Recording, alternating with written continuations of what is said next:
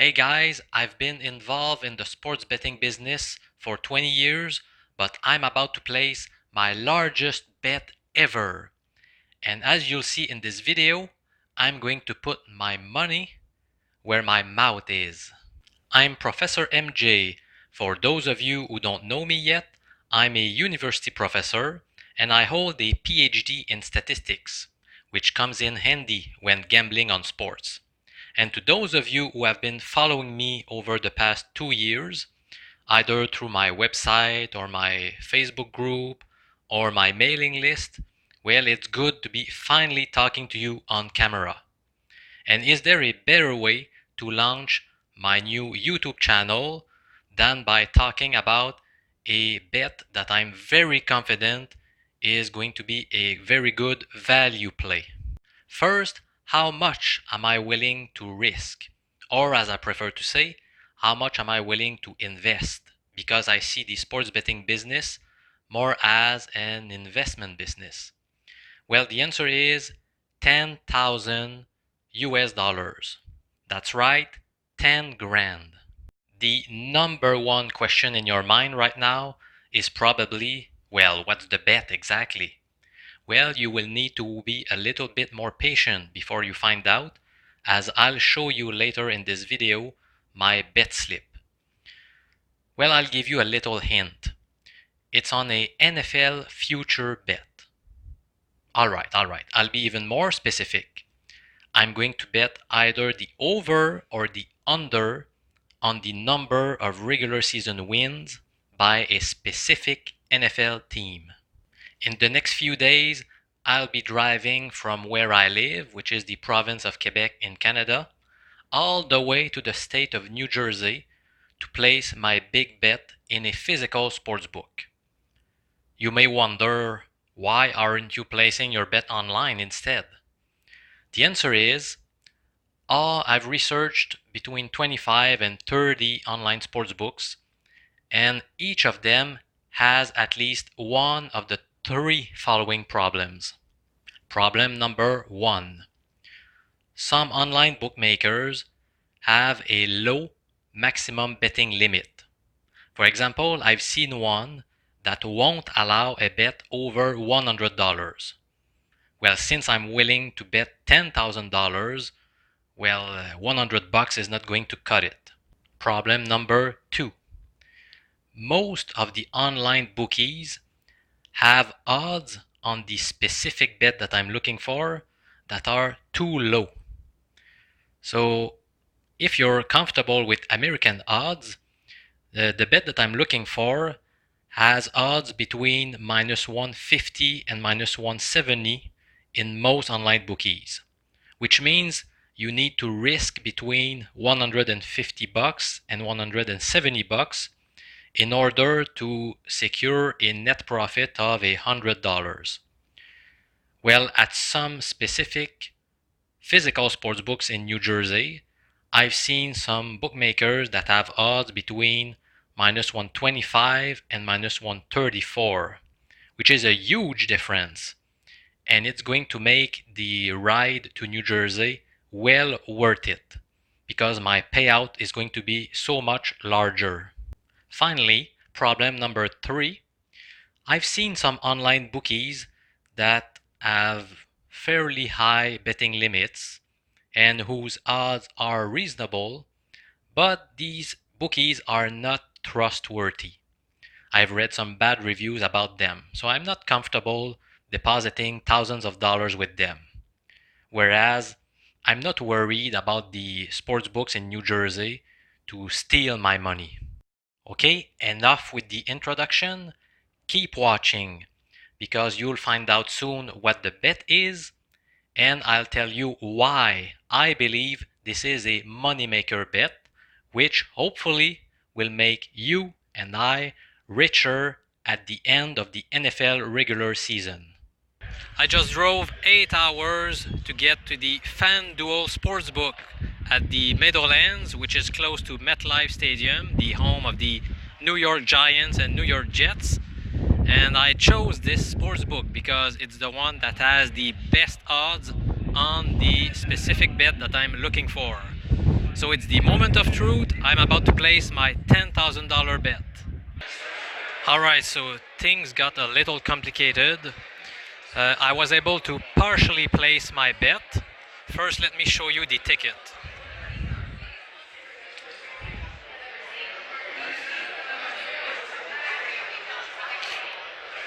Okay, so as you can see, I bet 2,500 for a payout of 4,500. So that's a potential profit of $2,000 on the Buffalo Bills to win more than 6.5 games in 2019.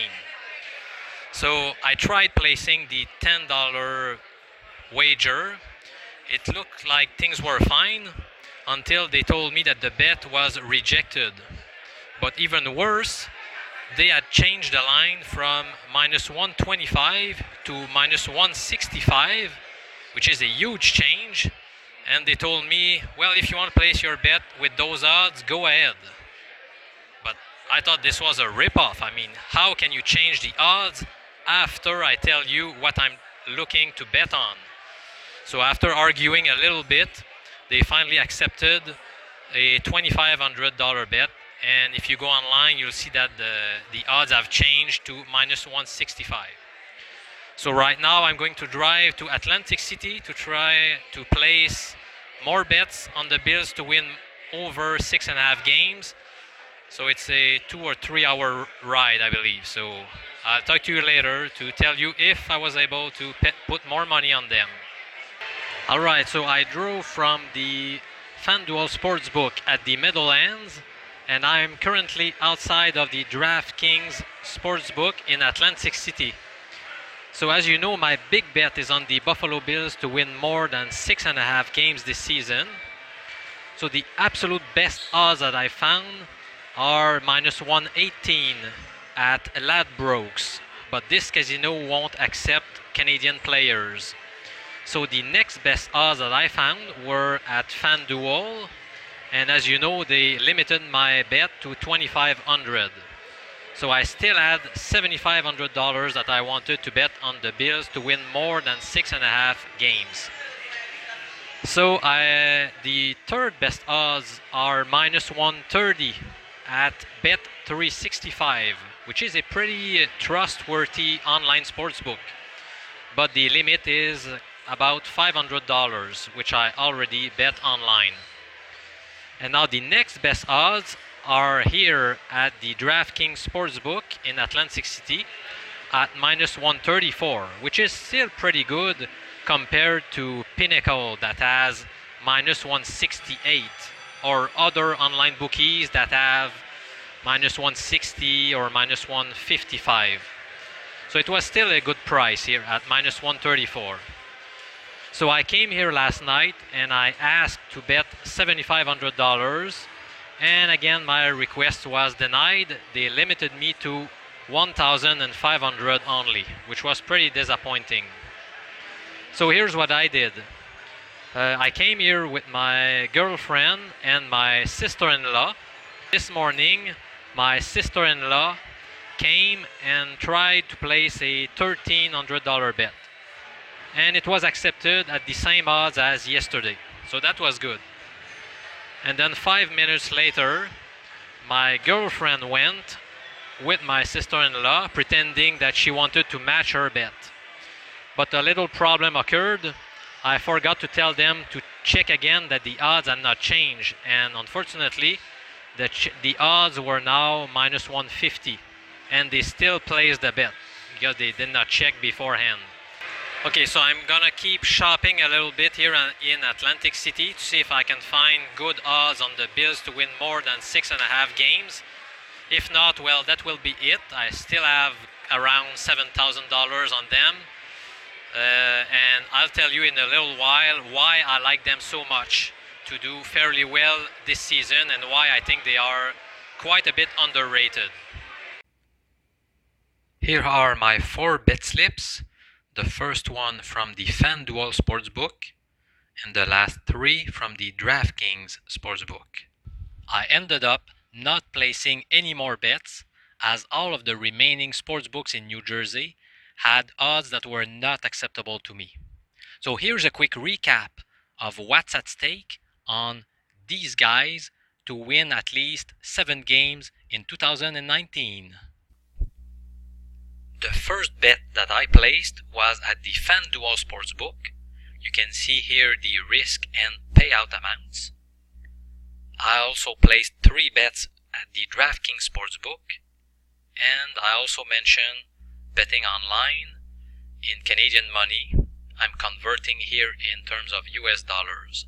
So if you add all those numbers up, this is what you get in terms of American money. I'm basically risking 7 grand for a payout of around 12 grand. So the potential net profit is $5,000 approximately. Many of my followers are from Canada, so here's what you get in terms of Canadian dollars. Oh, I forgot to mention that the average odds of all my bets, minus 133, which I'm pretty happy with. So in terms of Canadian money, I'm risking over $9,000 for a potential net profit of 7 grand. I'm back in my hometown, Quebec City, Canada. I'm next to the Château Frontenac, or Frontenac Castle, which is very beautiful. And if you turn around, you have a nice view of the St. Lawrence River. If you've never been to Quebec City before, I invite you to come.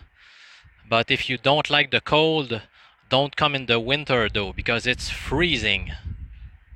Now I'm here to tell you why I like the Bills bet so much. Now I'm not pretending that they are Super Bowl contenders. I'm not even saying that they are going to make the playoffs for sure. All I'm saying is they are going to do better than expected. I think they are flying under the radar. And that's all I'm asking. I want them to win at least 7 games. So they need to have a 7-9 record or better. So here are my 4 main arguments of favor of this Bills bet. Okay, argument number 1. Well, first, the Bills have an easy schedule. Now, how do you assess a team's strength of schedule? There are 2 ways to go about it. The first one, which is the most popular, but whom I believe is not the most accurate, is to look at the combined 2018 record of all 16 opponents. Now, based on this metric, the Bills have the 9th easiest schedule in the NFL. Now, the second way to go about it, to assess a team's strength of schedule, is to look at the 2019 win totals established by Vegas Linesmaker. Well, that's a more accurate assessment because it accounts for off-season moves, the draft, and injuries. For example, the Aaron Rodgers got hurt last year. So if I remember correctly, the Packers won 6 or 7 games last season. Well, this year is going to be there, and their win total is at 9 right now, which seems more accurate than using last year's record. And like I said, it also accounts for off-season moves. So for example, the Steelers lost Antonio Brown and Le'Veon Bell. They won't be there in 2019, and that's accounted for in the 2019 win totals by Vegas, whereas they were part of the team in 2018. So based on this metric, the Bills have the 5th easiest schedule in the NFL, so it gets even better. But no matter how you look at it, they do have a fairly easy schedule this year. Okay, argument number 2. Most players at key positions are very young, and therefore they are more likely to improve than to regress. So let me talk quickly about 3 guys playing at key positions: quarterback Josh Allen, cornerback Tre'Davious White, and middle linebacker Tremaine Edmunds. So first, quarterback Josh Allen. I have to admit, when the Bills picked him a year ago in the first round of the draft, I did not like the pick very much. Well, he was known to have ideal size and a cannon for an arm, but he was also known to be fairly inaccurate. And in my mind, being accurate in the NFL is very important when you're a quarterback. So I did not like the pick too much, especially considering they traded up to get him. So they basically sacrificed some draft capital to get Josh Allen. But after seeing him play in his rookie season, I have to admit that he has impressed me quite a bit, especially considering he played with a very, very bad supporting cast. He had very few weapons at his arsenal, and that's going to change this year, as I'll discuss later on. Hopefully, Josh Allen plays more like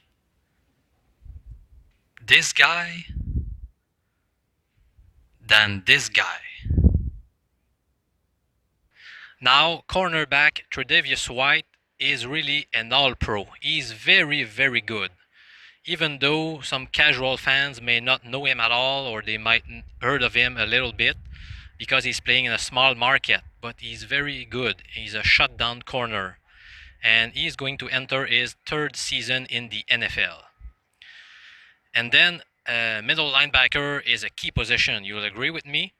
And Tremaine Edmonds was the Bills' first-round pick a year ago. He was picked 16th overall. Last season, he looked lost at times, and he also made some great plays. So he's still adjusting to the NFL. So I expect him to do better this year since he's so young and he has probably learned a lot in his rookie season. So these three guys should contribute a lot more this year. You could even add wide receiver Foster, who showed some flashes towards the end of the season. Maybe he'll contribute a little more this year. My third argument in favor of the big Bills bet is the non-sexy yet very smart free agent signings. The Bills did not make a splashy move like acquiring Antonio Brown or Le'Veon Bell or Odell Beckham, but they signed some fairly good players at position of need. They had a huge need both on the offensive line and at wide receiver, and they made several acquisitions. So first at wide receiver, they got Cole Beasley from the Dallas Cowboys, who seems to always get open, especially on short third downs, which is going to be a big help to Josh Allen. They also signed John Brown, who played for the Ravens and previously with the Cardinals, who is in his prime and is a solid receiver. Okay, they also acquired many offensive linemen.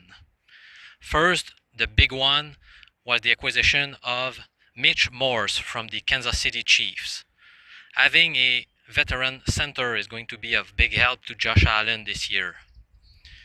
They also acquired many other guys who are either going to compete for a starting job or provide some quality depth. So they acquired Spencer Long, Ty Nsike, John Feliciano, Quinton Spain, and LaAdrian Waddle from the Patriots. Well, that's going to be a much better group than last year. And that's the key, really, with this bet. You want the Bills to be better than last season. And Morse is great, that's for sure. The other guys, we don't know yet how much they're going to contribute. But this is a much improved group for the Bills. In the backfield, they acquired Frank Gore from the Dolphins and TJ Yeldon from the Jaguars. Well, Gore is an older guy, but he's a good friend of LeSean McCoy, and they should provide some veteran leadership to the Bills. While I like Yeldon, he's in his prime, in his late 20s, and I feel like he might do better than what people expect him to do. And finally, well, tight end remains a question mark for the Bills. They acquired Tyler Kroft from the Bengals, but I read yesterday that he broke his foot and he might miss the start of the regular season.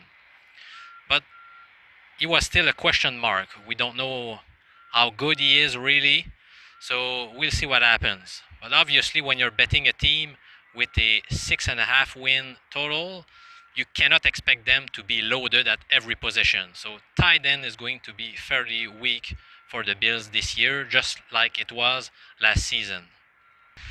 Now, my fourth argument in favor of the Bills bet, the draft. If you're GM Brendan Bean, the first 2 rounds of the draft probably felt like Christmas had come early. You'll agree with me that the first 2 rounds are the most critical. And the Bills were able to get a couple of bargains at position of need. So sometimes a guy falls off the board, but he plays at a position that you don't really need, but you still get him because he represents great value. In other words, he was the best player available by far. But for the Bills in the first 2 rounds, it was the best of both worlds. In the first round, they had the 9th pick overall. And they picked Ed Oliver, defensive tackle from the Houston Cougars. Well, I looked at many mock drafts, and he was projected to go as high as 3rd with the Jets, and the lowest I've seen was probably 9th with the Bills. And he was a position of need for the Bills since the announcement of the well-deserved retirement from Kyle Williams.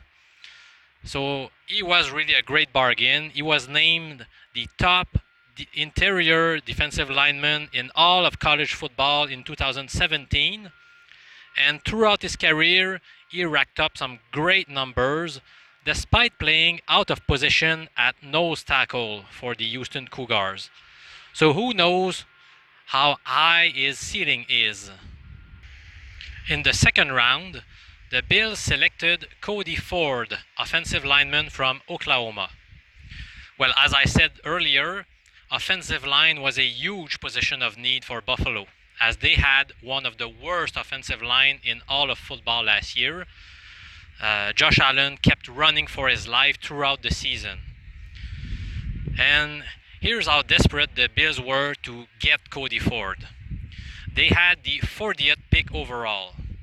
And when the Carolina Panthers traded up to the 37th pick, I saw a video of the draft room where you could see Buffalo's GM and other guys being very disappointed because they were convinced the Panthers would select Ford.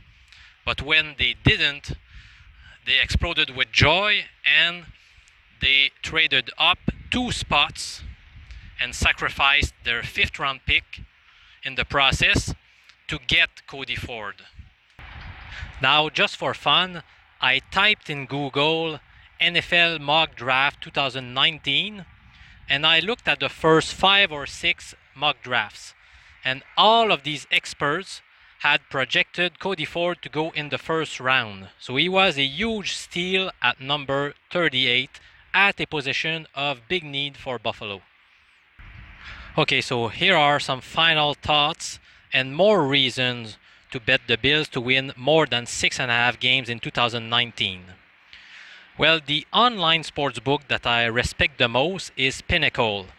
They are known to have very sharp lines. And by the way, they are rated number 1 in my sportsbook reviews and my list of best online sportsbook on my website at professormj.com. You can check them out if you want. And so, Pinnacle's line on the Bills win total, the over is at minus 168 and the under plus 140. So I got a huge discount by driving to New Jersey to get a minus 125 line and then minus 134 and then accidentally at minus 150 because I forgot to tell my girlfriend to check the odds before placing the bet. But still, all of those odds were significantly higher than what Pinnacle has. And I really trust Pinnacle's odds. Most of you already know the Bills made the playoffs a couple of years ago after missing them for 17 straight years. Well, if you look at those 17 straight years where they missed the playoffs, how many times did they win more than 6.5 games? Well, 9 times out of 17. So this means the over would have gone 9 and 8 during this historically bad drought. Few people realize that, well, last season the Bills went 6 and 10, but Josh Allen missed a few games because of injuries. And when he was the starting quarterback, the Bills went 5 and 6, including a huge upset in Minnesota as a 17-point underdog. Here's a final piece of advice. Don't bet the Bills to win more than 6.5 games at any price. Okay, personally, I would argue that minus 150 is the lowest odds that I'm willing to pay right now. So for those of you who are more comfortable with decimal odds, that means 1.667. That's the lowest that you should probably accept. Alright, so that's it for me. I hope you enjoyed my very first video. If you want more sports betting strategies or lessons or picks, go to my website, professormj.com. You can join my Facebook group or sign up to my mailing list. Alright, see you guys. Thanks for watching.